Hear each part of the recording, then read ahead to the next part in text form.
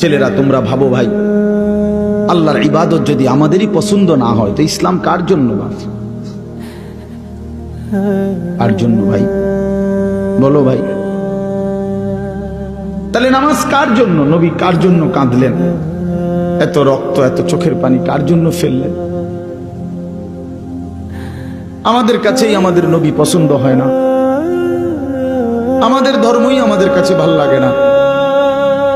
আমাদের রসুলের সারা জিন্দিগি যেতে যাইতে যাইতেও যেদিন তিনি পৃথিবী থেকে চলে যায়, মালাকুল মউত আজরাইল যখন রুহু কবজ করে নবীর, তখনও যাইতে যাইতে তিনি বলতেছিলেন আসসালাত আসসালাত, উম্মত নামাজ।